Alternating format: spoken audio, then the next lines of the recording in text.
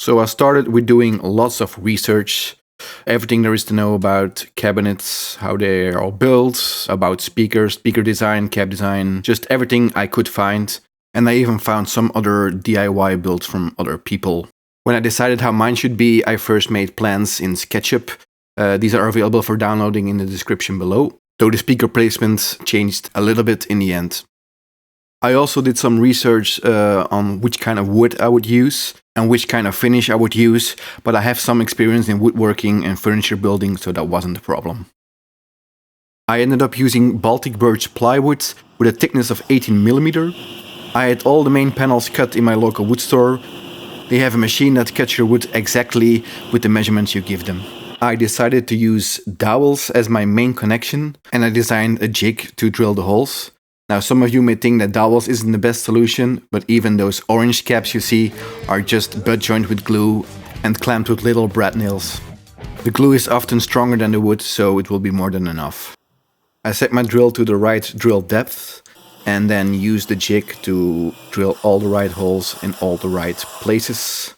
Dovetails or finger joint connections may look prettier, but strength-wise it's no big difference, especially with the corner supports added later. I then did the first dry fit of everything, and that was a good idea because when I did so I found out that one of the holes of the dowels wasn't drilled deep enough. I corrected my mistake and then everything fits perfectly.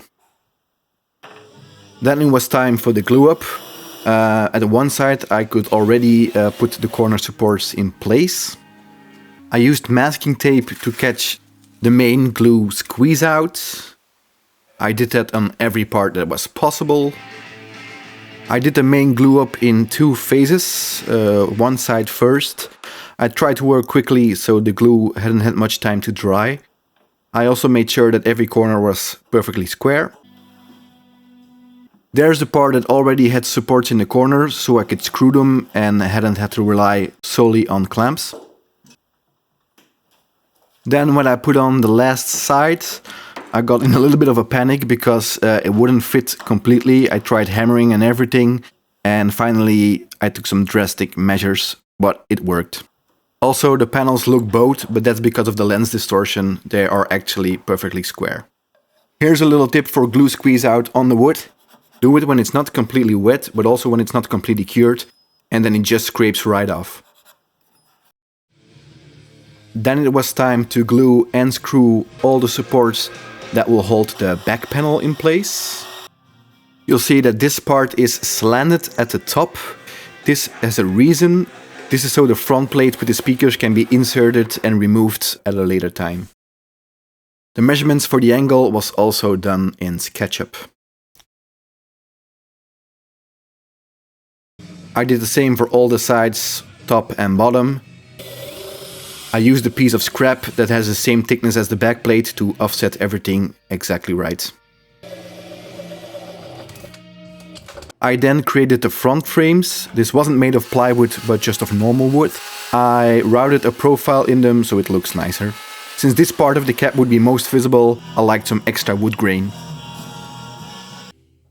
Next I needed to drill all the pilot holes for the screws of the backplate. As with many things in this build, it's measure twice, hope to cut once or drill once. This was also an extra test to see if my frame was perfectly square, but the backplate fitted perfectly. With the pilot holes done, I countersinked every hole and cleaned it up a little bit. I screwed the backplate already in place so the whole thing would be a little more sturdy while working on the rest. Nice and flush. I used a precision handsaw to cut the 45-degree miter angles on the front frames. This gave me the most accurate result. Also here I used masking tape to catch the main glue squeeze out. Since there won't be any screws visible, this had to be glued and clamped excessively. I tried to clamp everything as sturdy as I could with everything that I had. Then it's just a matter of repeating everything for all sides. A little tip, when you have small gaps, you can fill this up with glue and sawdust. Glue, place, clamp, repeat. When that was all done, it was time to round off every corner of the cab with my router.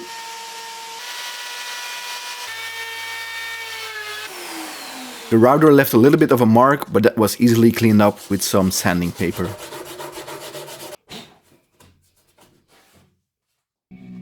I then started to lay out the speaker placements.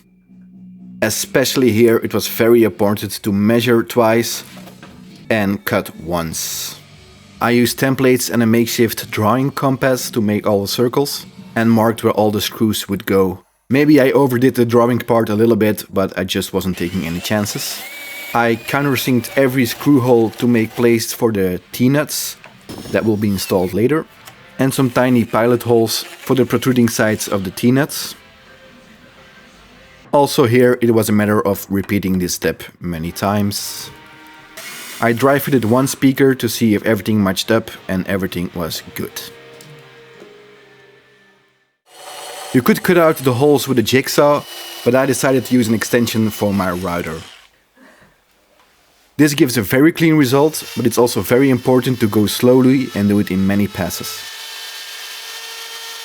I'll speed it up here, but it gives you kind of an idea how slow you need to take it.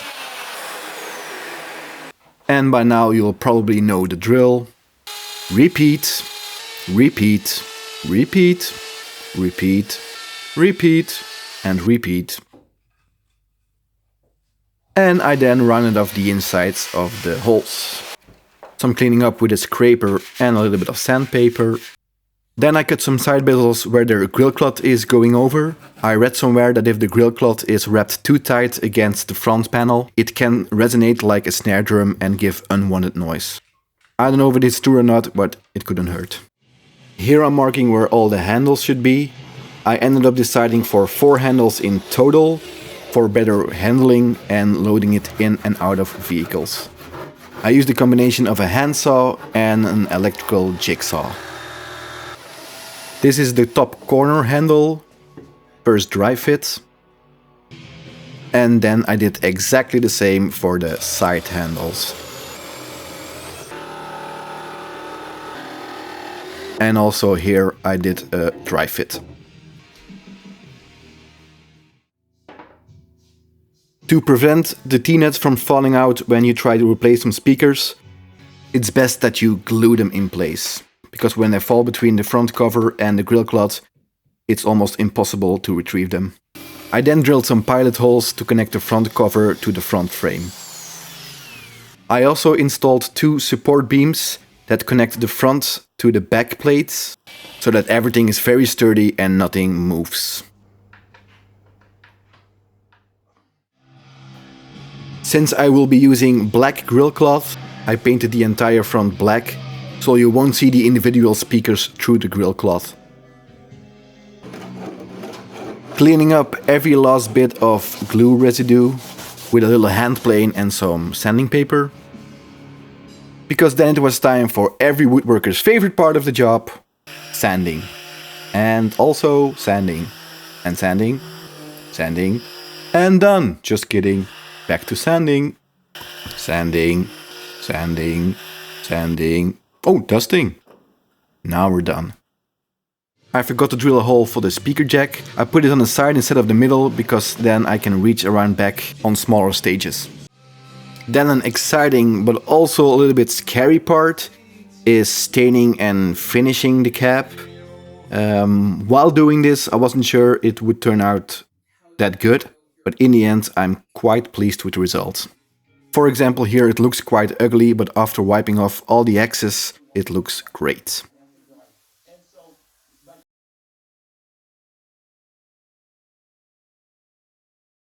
When all the finishing was ready, I installed a small hardware like the rubber feet and the metal corners. For the grill cloth, here's a small tip. Warm it up by laying it on central heating or something, so it's a little bit stretchable, and later on when it cools down, it pulls tightly around the front panel. I stapled it down as tightly as I could and cut off all the excess. Here you see why the slanted side supports were necessary, so the front panel slides right in.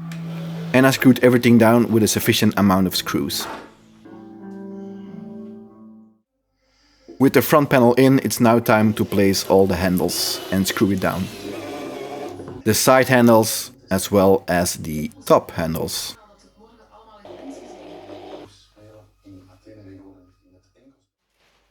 I decided to install some dampening on the inside. You find many opinions on this on the internet. Some people say it doesn't matter, some people say it's a good idea, some people it's a bad idea, but it is what I ended up doing.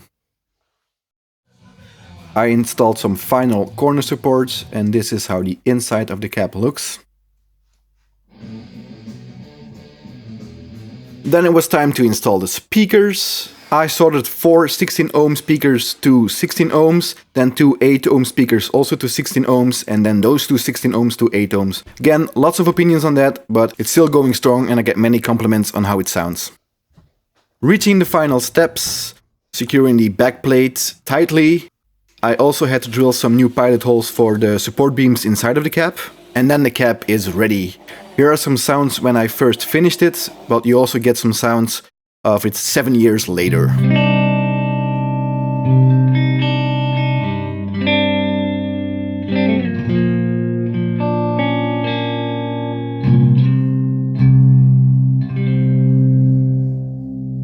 And this is the same cap 7 years later.